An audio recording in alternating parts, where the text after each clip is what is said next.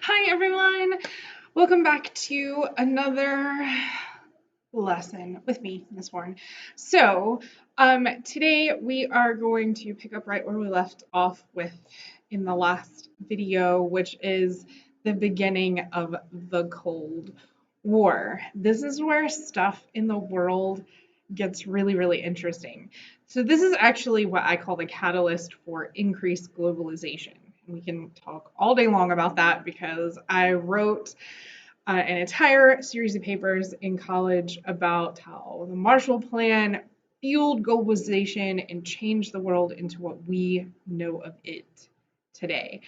So let's talk about what happened to get us to where we are today. Well, first and foremost, you should know that at the end of World War II, like the United States and Russia didn't get along at all.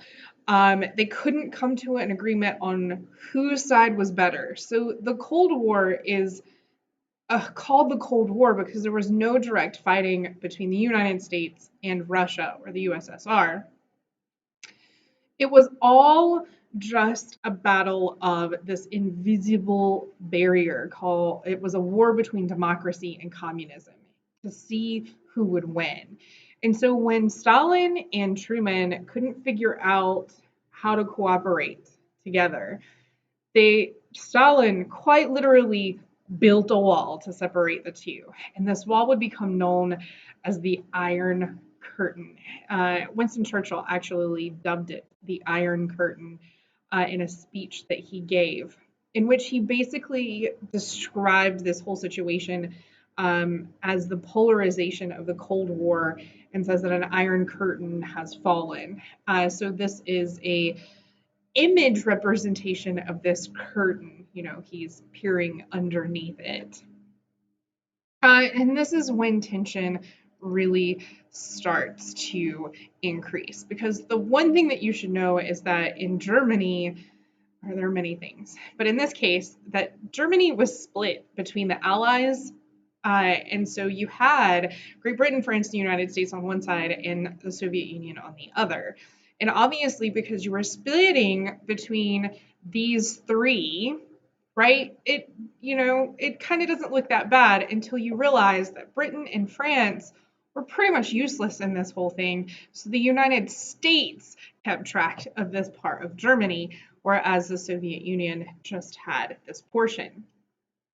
One of the things that still boggles the mind for me is the fact that Berlin was kept its capital, and Berlin is firmly in Soviet Union territory. But even Berlin was chopped up into four different pieces. So eventually you would have the United States controlling Western Berlin and West Germany, and then you would have East Berlin and East Germany controlled by the Soviet Union. So, in a speech, President Truman established his doctrine for basically how the post World War II years would go. And he promised that the United States would give money to any state threatened by communism, which basically meant that they'd give money to Russia if Russia wanted to come and get money from us. And this set a precedent. Basically, we were willing to pay any country to not be communist. And that's exactly what happened in the Marshall Plan. Secretary of State George Marshall actually set out a plan to give economic aid to Europe and to any country in Europe that wanted access to it and needed to rebuild after the chaos that ensued and carved up and damaged the country during World War II. You would also have the establishment of NATO. It's the North Atlantic Treaty Organization. And this was to make sure that if one country was being threatened and was invaded or provoked and had to go to war, that the other countries would have its back. It was also a trade agreement as well. A part of the Marshall Plan was we will give you this money so that you won't become communist and that you can rebuild, but you have to spend that American money on American goods and supplies. So not only did the United States hand over a loan and charge interest, but that loan had to be used on US goods. I mean, it's a win-win, right? The United States gets that money back threefold. It's pretty genius plan.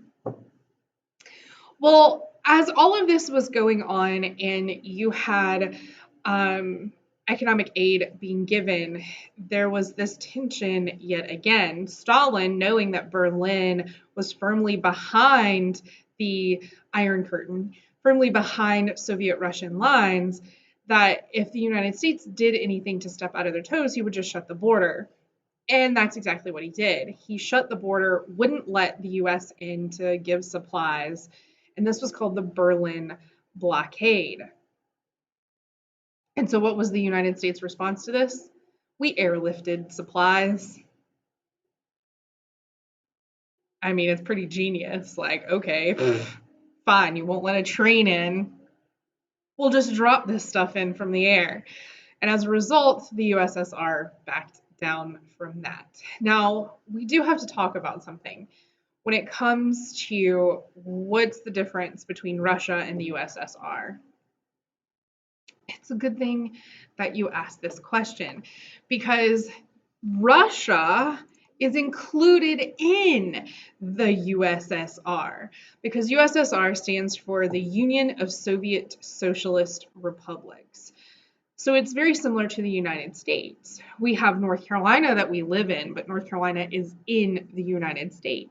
So Russia is a country that is in the USSR, along with a lot of other satellite countries, or countries, and the satellite countries would be the countries that were in Eastern Europe between Germany and the USSR. So the Berlin Wall was officially built in 1961, and it was built to stop people from leaving communist countries through the East and into West Berlin. And this was because after a while, many people saw the fallacies in Stalin's socialism, or Stalin's communism rather, called Stalinism. It was a much more strict version of communism. He basically took it to the other extreme from capitalism. And to prevent this fleeing, this mass exodus from the East into the West, he built the Berlin Wall, and it actually ended up being like a wall throughout the rest of Europe. And it became a symbol of the division between the East and the West, a visible like symbol between the US and the USSR. And it was built, one, to prevent these people, but it was also that if you were caught escaping, you were killed on sight. Oh yeah, I ain't even joking. So this is images of the Berlin airlift. Here is the Berlin Wall. You can see literally carved up. And eventually this wall came with barbed wire, and it was,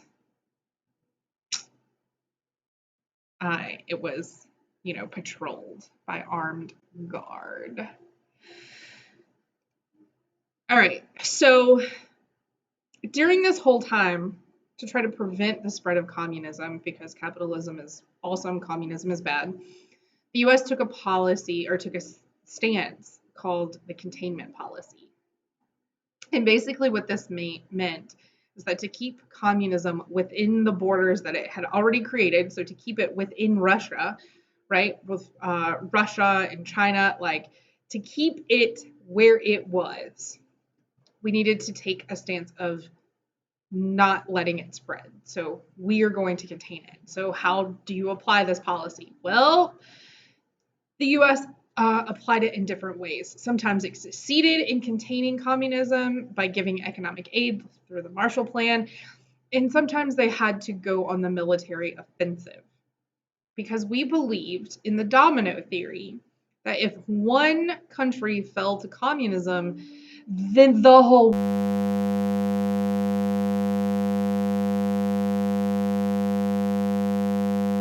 world would fall.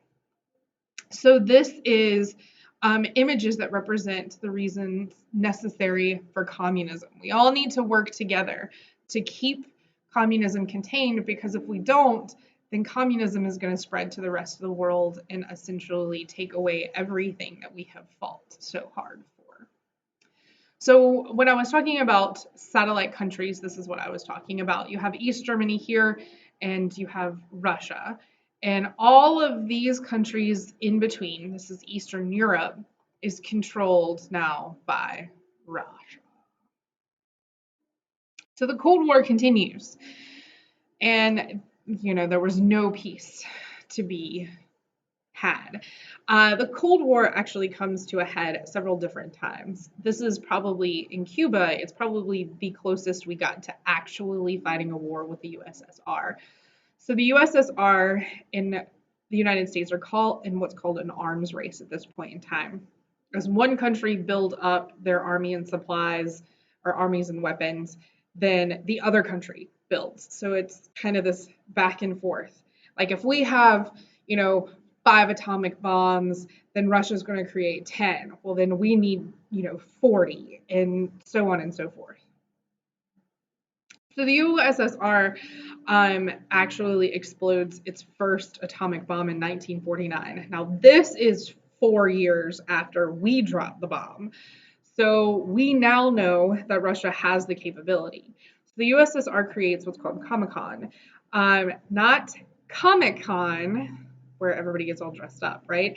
So Comecon in 1949 is basically to combat the Marshall Plan. It says that if any states out there, need support, they can come to communist Russia and they can get it. Stalin officially became the leader of the USSR until he was leader until 1953.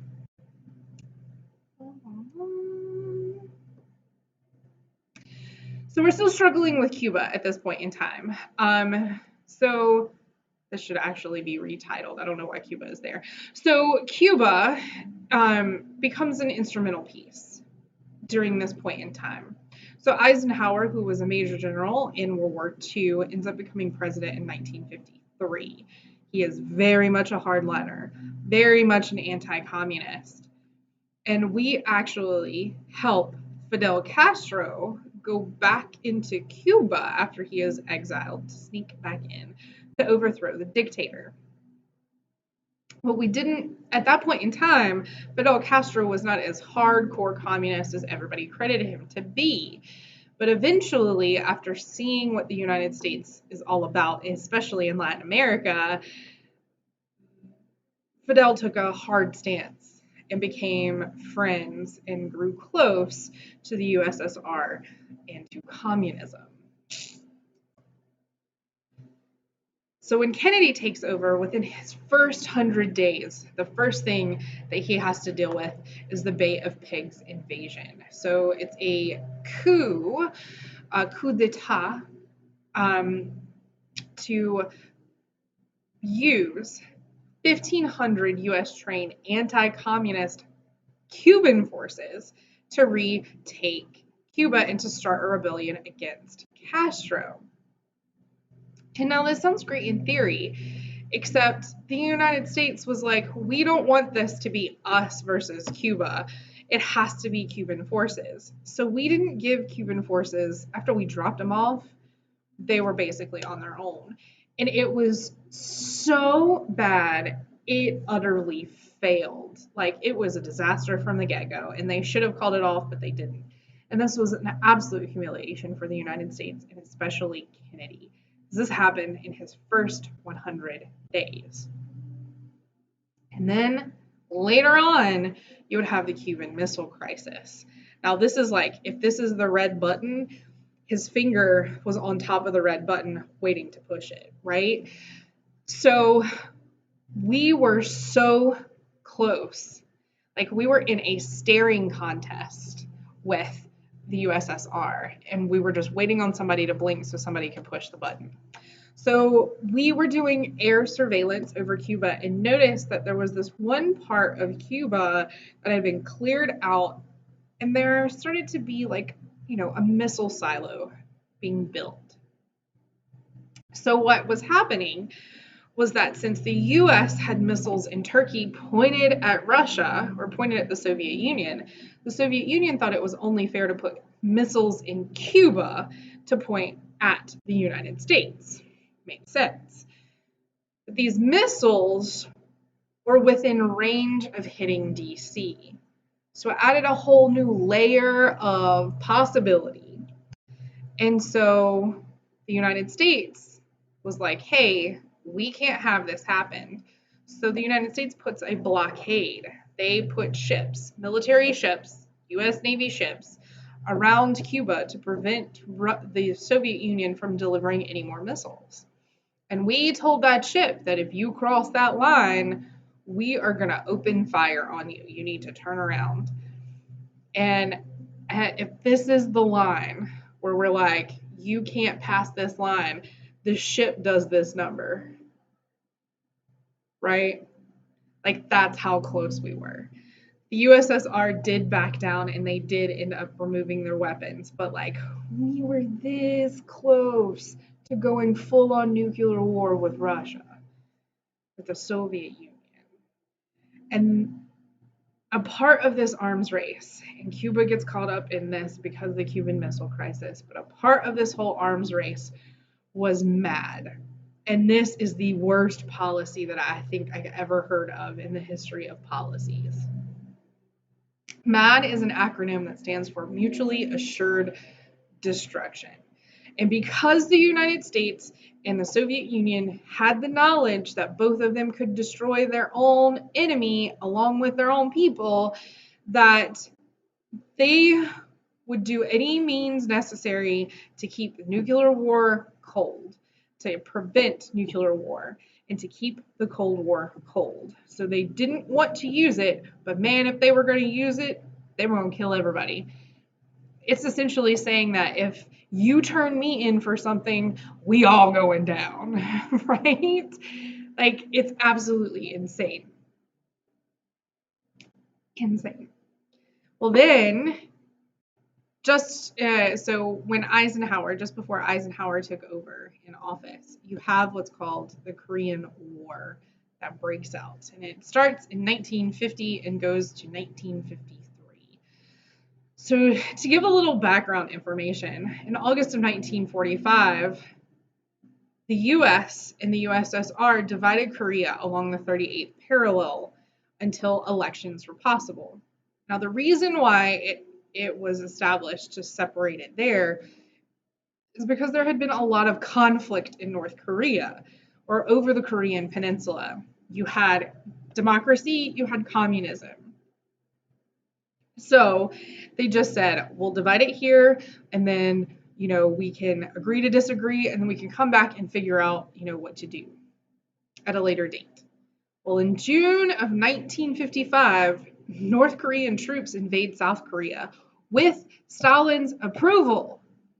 Truman went to the UN, and the UN actually supported Truman to stop North Korea. And so this was a police action. It was never a full-on war.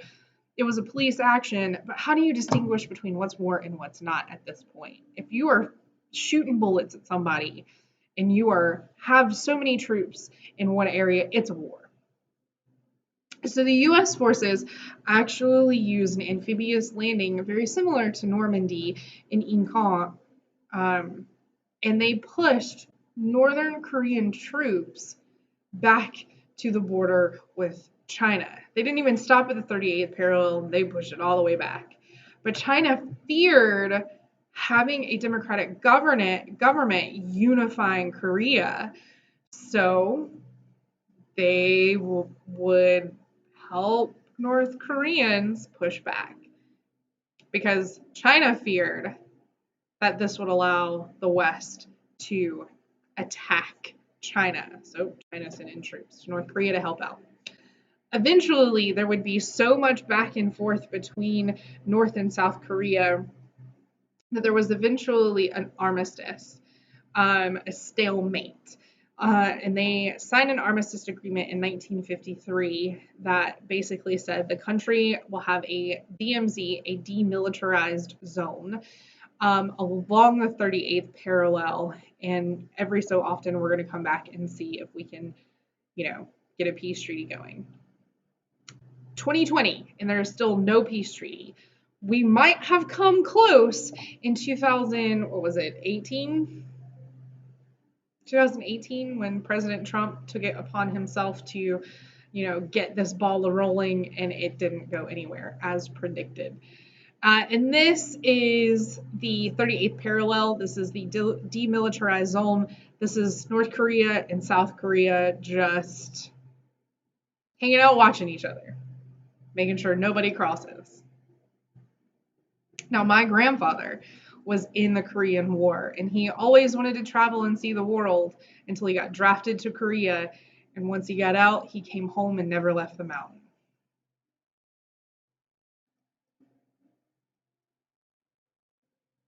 And you should also know that South Korea is much more developed than North Korea. So this was the line of succession with North Korean leaders. So you had Kim Il-sung, who was the, founding, the first ruler. Then you had Kim Jong-il, who was the current leader's, Kim Jong-un's dad. And then, we're still waiting on the other stuff. Some actually suspect that he's no longer alive and that his sister, who is way worse than he could ever be. So we'll see how things play out there. And so by developed, this is a satellite image showing you how developed South Korea is in comparison to North Korea. So Seoul is the capital of South Korea, and Pyongyang is the capital of North Korea. Yeah, imagine living there.